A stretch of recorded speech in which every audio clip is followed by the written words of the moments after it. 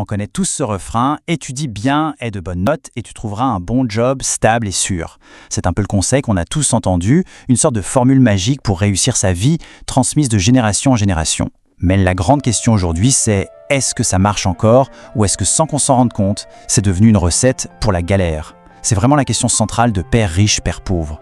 Alors comment est-ce qu'on en est arrivé à douter de cette formule sacrée? Eh bien tout commence avec une simple conversation. Mais pas n'importe laquelle. Le genre de conversation que tous les parents redoutent. C'est loin un enfant, en une seule petite phrase, fait voler en éclats toutes les certitudes de ses parents. Imaginez un peu le choc. Quand Sharon Lechter, la co-auteure du livre, entend ça de la bouche de son fils, ce n'est pas juste une petite provocation d'ado. Non, c'est un véritable tremblement de terre. C'est tout le modèle qu'elle et son mari avaient suivi et prôné qui est remis en question violemment. Et c'est cette petite phrase, en fait, qui va être le point de départ de tout.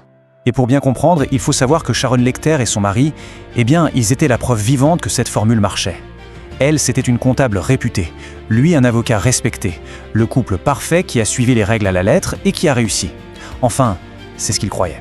Mais voilà, leur fils, lui, il voyait les choses très différemment. Et sa réponse, elle est d'une clarté brutale. En gros, il leur dit « Mais réveillez-vous, regardez les plus riches, les Bill Gates de ce monde, ils n'ont même pas fini leurs études. Je ne veux pas finir comme vous, à trimer toujours plus, juste pour payer plus d'impôts et crouler sous les dettes. La sécurité de l'emploi, ça n'existe plus. » Et là, il a mis le doigt exactement là où ça fait mal. Le monde n'était plus le même. Et c'est là que vient le déclic. La prise de conscience, un peu brutale, pour l'auteur, elle réalise soudain qu'elle est en train de répéter à ses enfants les mêmes conseils que ses parents lui ont donnés. Des conseils qui, oui, étaient sûrement très bons pour le monde d'avant, mais qui pour le monde d'aujourd'hui devenaient carrément dangereux. Cette prise de conscience va la mener droit au cœur du problème que le livre met en lumière. Ce cycle infernal qui piège des millions de personnes, même les plus bosseuses. Un piège qu'on appelle la rat race. Alors, en cherchant des réponses pour ses enfants, elle va croiser la route d'un certain Robert Kiyosaki. Et là, on oublie le prof d'économie en costume-cravate. Kiyosaki, c'est un entrepreneur, un investisseur, et il a créé un outil pour le moins surprenant pour enseigner la finance, un jeu de société. Un jeu appelé Cash Flow, conçu pour apprendre tout ce que l'école ne nous dit jamais sur l'argent. Et c'est Kiyosaki qui va mettre un nom sur ce fameux piège, la foire d'empoigne, ou rat race en anglais. C'est quoi? C'est cette course de hamster, cette course sans fin, où l'on travaille de plus en plus dur, pas pour devenir riche, non, mais juste pour payer les factures, le crédit de la maison, les impôts. En gros, on court dans une roue sans jamais avancer, prisonnier d'un système qui au final ne nous profite pas vraiment. Et le pire, c'est que le cycle est d'une logique imparable. Regardez bien, on fait des études pour avoir un bon job. On commence à gagner de l'argent. On se marie, on achète une maison, on a des enfants, et hop, les dépenses grimpent en flèche. Du coup, il faut travailler plus dur pour avoir une augmentation. Sauf que c'est là qu'est le piège. Plus on gagne, plus on paie d'impôts et plus on s'endette. Et le cycle infernal se termine quand? Presque par réflexe, on conseille à nos propres enfants de faire exactement la même chose. Donc, au final, la question c'est pour qui est-ce qu'on travaille réellement? Une bonne partie du salaire part direct au gouvernement, ce sont les impôts. Une autre grosse part va à la banque pour le crédit de la maison et les autres dettes. Et ce qui reste de notre temps, on le donne à notre patron. La conclusion est assez brutale. On bosse comme des fous, mais ce sont les autres qui s'enrichissent avant nous. Et c'est là que Kiyosaki lance sa bombe. En fait, les riches, ils ne jouent tout simplement pas avec les mêmes règles que nous. Et pour le prouver, il prend un exemple tout simple mais hyper parlant. Imaginez une grosse boîte qui annonce un plan de licenciement massif. Bon, pour les employés, c'est la cata, évidemment. C'est des familles entières qui sont impactées, le chômage, l'insécurité. Ça, c'est la règle du jeu que 99% des gens connaissent.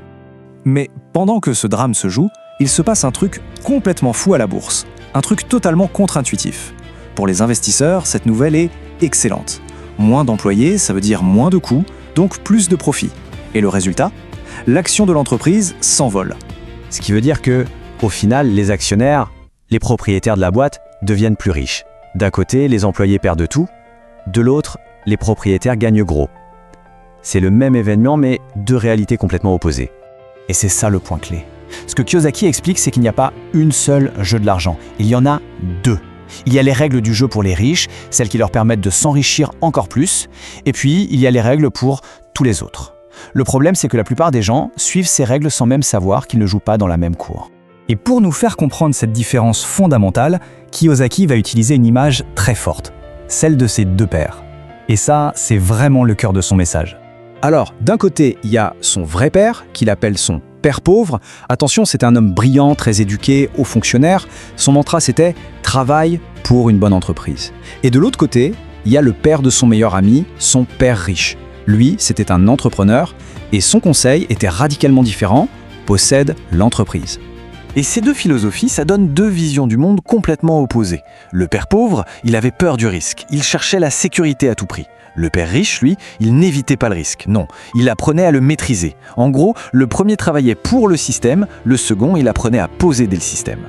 Face à un constat pareil, la conclusion du livre est assez claire. Le système éducatif traditionnel ne nous prépare pas à ça, il nous laisse complètement démunis. Il est donc urgent de développer une toute nouvelle forme d'éducation financière, une éducation adaptée au monde d'aujourd'hui. Il faut se le dire, l'idée qu'il suffit d'avoir de bonnes notes pour décrocher un bon job, c'est fini. C'est un concept du siècle dernier. Aujourd'hui, ce n'est plus du tout une garantie de succès financier. Le savoir le plus important pour notre futur financier, celui qui explique les vraies règles du jeu de l'argent, il n'est tout simplement pas enseigné à l'école. C'est une connaissance qui se transmet en coulisses, souvent de parents riches à leurs enfants. Le message du livre, c'est donc un véritable appel. C'est à nous d'aller chercher cette connaissance, de nous former par nous-mêmes en dehors des sentiers battus. Au final, ça nous laisse avec une question fondamentale que chacun peut se poser sur sa propre situation. Quelles sont les règles de l'argent qui guident les choix que l'on fait ?